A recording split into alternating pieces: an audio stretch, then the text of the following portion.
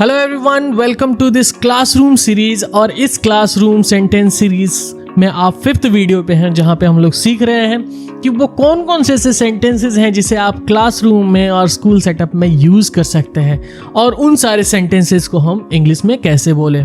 आप बने रहिए इस पूरी वीडियो में, हम लोग जानेंगे वो कौन कौन से सेंटेंसेस हैं, और इन सारे सेंटेंसेस को आप सीख कर बहुत ही आसानी से किसी भी सवाल का जवाब दे सकते हैं, किसी से भी कोई सवाल पूछ सकते हैं, या किसी से कुछ बताना हो, चाहे वो आपके टीचर्स हो, क्लासमेट्स हो, या और कोई हो जिनसे आप क्लासरूम और या स्कूल रिलेटेड बात कर रहे हैं। अगर आपने इस वीडियो सीरीज के पहले पार्ट्स नहीं देखे हैं तो मैं इन सारे पहले पार्ट्स की लिंक आपको डिस्क्रिप्शन में दे दूंगा। आप पहले उन सारे वीडियोस को जाके देखिए। मैं चाहता हूं कि आप इस क्लासरूम सीरीज के वीडियोस को देखकर ज़्यादा से ज़्यादा बेनिफिट उठा सकें।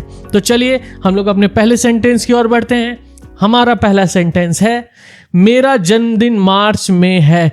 somebody has asked you कि आपका जन्मदिन कौन से महीने में है, ठीक है। in which month is your birthday? you are saying कि मेरा जन्मदिन मार्च में है। तो आप इस सेंटेंस को इंग्लिश में कैसे बोलेंगे? my birthday is in March.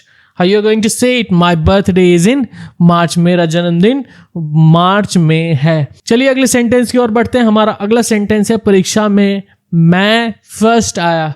क्या बोल रहे हैं? परीक्षा में मैं फर्स्ट आया। कैसे इस सेंटेंस को बोलेंगे? परीक्षा में मैं फर्स्ट आया। I stood first in exam.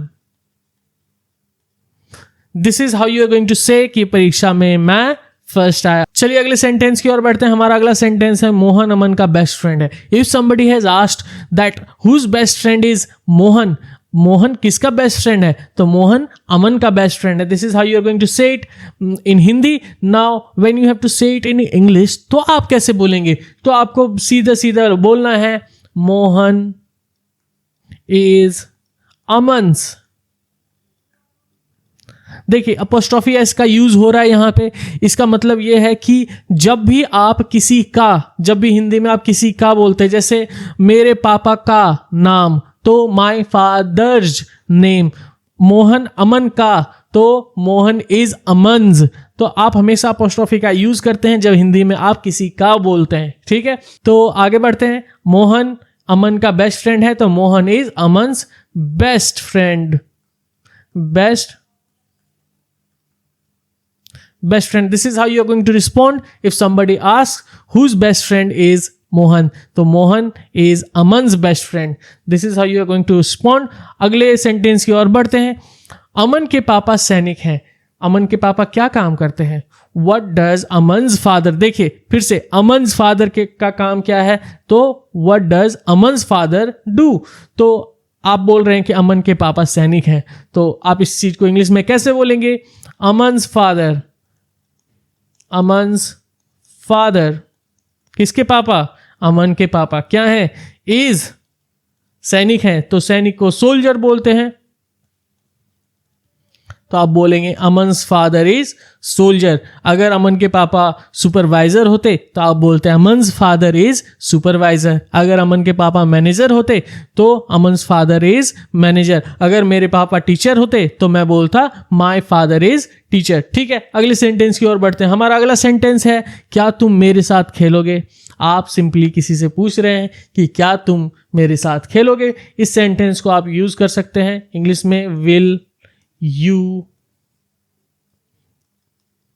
Play, किसके साथ? मेरे साथ, विद मी। क्या तुम मेरे साथ खेलोगे? ये क्वेश्चन है, तो विल बिफोर द सब्जेक्ट का यूज करेंगे क्योंकि गागेगी है सेंटेंस में। विल यू प्ले विद मी, क्या तुम मेरे साथ खेलोगे? अगर आपको बोलना हो कि क्या तुम अमन के साथ खेलोगे, तो will you play with Aman. क्या तुम उसके साथ खेलोगे, तो will you play with him. क्या उन लोगों के साथ खेलोगे, तो will you play with them. लेकिन यहाँ पे क्या तुम मेरे साथ खेलोगे, तो will you play with me. This is how you are going to respond if you have to say कि क्या तुम मेरे साथ खेलोगे। क्या मैं तुम लोगों के साथ खेलूं?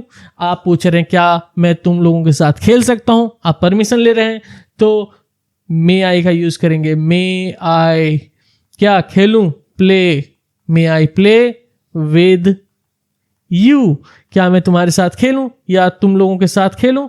तो आप इस सेंटेंस को यू की जगह पे यू ऑल का यूज कर सकते हैं, तुम लोग, right.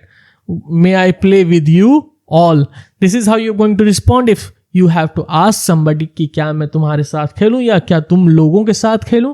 May I play with you all, अगर तुम्हारे साथ खेलूं होगा तो may I play with you, तुम लोगों के साथ खेलूं होगा तो may I play with you all. This is how you are going to speak जब आपको बोलना हो या परमिशन लेना हो कि क्या मैं तुम लोगों के साथ खेलूं। अगले सेंटेंस में है मोहित का भाई 5वीं में पढ़ता है। कौन सी क्लास में पढ़ता है? 5वीं में पढ़ता है। इफ समबडी हैज आस्क्ड कि क्या मोहित का भाई पढ़ता है, तो आप पूछ रहे हैं क्या मोहित का भाई पढ़ता है, और किसी ने आपको जवाब दिया हाँ मोहित का भाई 5वीं में पढ़ता है। यस, मोहित्स ब्रदर, किसका भाई? मोहित का भाई, मोहित्स ब्रदर कौन से क्लास में पढ़ता है जी? 5वीं में पढ़ता है। Mohit's brother studies in which class? In 5th class. कौन सी क्लास में पढ़ता है? 5th क्लास में पढ़ता है, इन 5th क्लास। ठीक है, this is how you going to respond if somebody has asked you does Mohit's brother study, does Mohit's brother study, और in which class does his brother study. तो आप सिंपली यूज कर रहे हैं Mohit's brother studies in 5th class. Rohit quiz में first prize जीता। आप रोहित के बारे में बता रहे हैं कि रोहित क्विज में फर्स्ट प्राइज जीता, लेकिन अगर आप इसी सेंटेंस को इंग्लिश में बोलेंगे कि रोहित क्विज में फर्स्ट प्राइज जीता, तो कैसे बोलेंगे? आप बोल सकते हैं रोहित वॉन। जीतने को इंग्लिश में विन बोलते हैं, but since it is in past tense तो हम लोग सेकेंड फॉर्म का यूज करेंगे। तो विन का सेकेंड फॉर्म होता है वॉन, तो रोहित वॉन फर्स्ट प्राइज। किस चीज में जीता? क्विज में जीता। Rohit won first prize in quiz.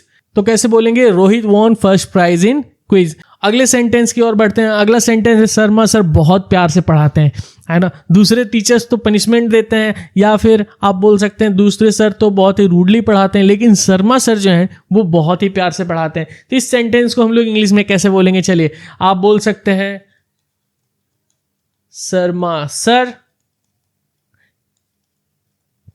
Teaches, क्या करते हैं? पढ़ाते हैं। ताहती है हैं, तो सब्जेक्ट के बाद वर्ब के साथ एस और यस लगेगा। Since it is first person singular number, तो हम लोग वर्ब में एस और यस का यूज करेंगे। तो शर्मा सर पढ़ाते हैं, शर्मा सर टीचेस। कैसे पढ़ाते हैं? With love. कैसे पढ़ाते हैं? प्यार से पढ़ाते हैं, with love. Sharma sir teaches with love. हमारा अगला सेंटेंस है क्या तुमने प्रोजेक्ट पूरा किया? आपने अपने दोस्त से पूछा कि मेरा प्रोजेक्ट तो पूरा नहीं हुआ, लेकिन क्या तुमने अपना प्रोजेक्ट पूरा किया? तो इस सेंटेंस को इंग्लिश में कैसे बोलेंगे? Did you complete your project? कैसे बोलेंगे? Did you complete your project.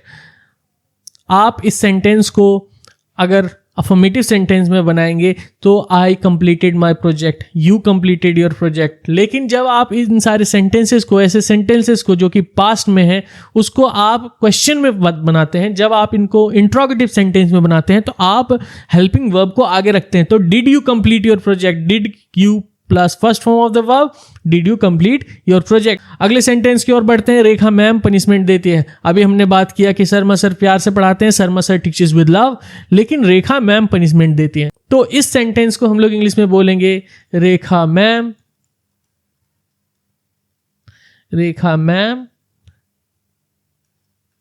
Gives, देती है, रेखा मैम गिव्स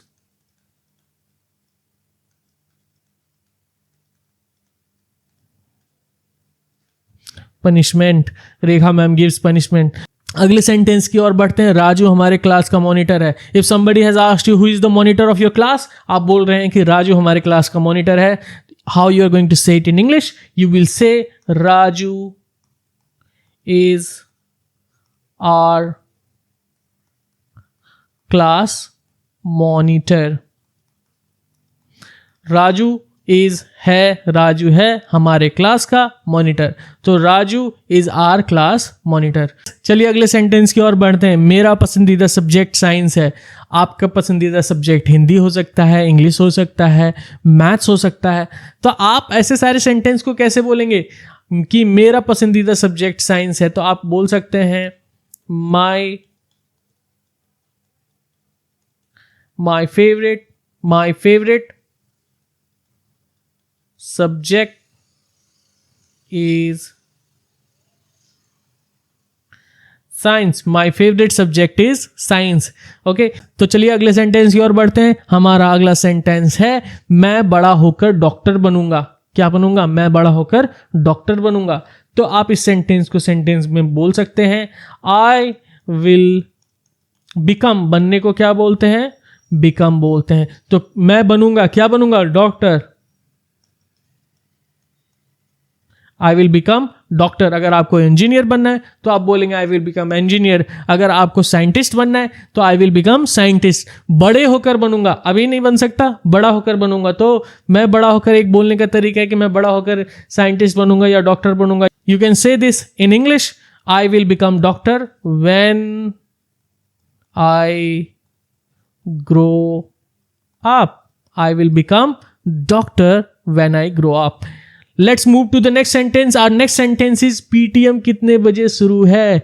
ठीक है, आप पूछ रहे हैं अपने टीचर से कि मैम आपने PTM के बारे में अनाउंसमेंट तो कर दिया, लेकिन आपने ये तो बताया नहीं कि PTM कितने बजे से शुरू है। तो आप इस सेंटेंस को इंग्लिश में कैसे पूछेंगे? You can say when does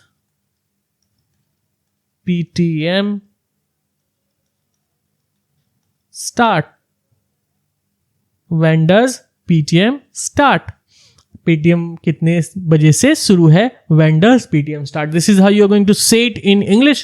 Let's move to our next sentence. Our next sentence is PTM में मेरी मम्मी आएगी, पापा नहीं आएंगे, मम्मी आएगी। How you are going to say it in English? किसी ने आपसे पूछा Who will attend the PTM? आप सिंपली बोल रहे हैं My mother. My mother will attend the PTM. My mother will attend the PTM. मेरी मम्मी PTM अटेंड करेगी। आप सेंस समझ लीजिए कि PTM में मेरी मम्मी आएगी, मेरी मम्मी PTM में आएगी, और आप इस सेंटेंस का सेंस समझेंगे तो आप सिंपली इस सेंटेंस को बनाएंगे My mother will attend the PTM.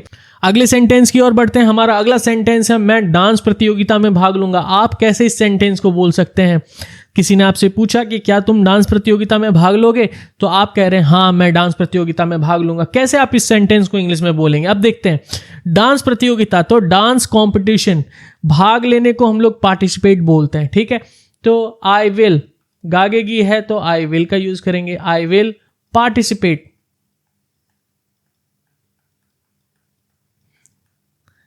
इन, भाग लेने को पार्टिसिपेट बोलते हैं। डांस प्रतियोगिता इन डांस कंपटीशन, तो I will participate in dance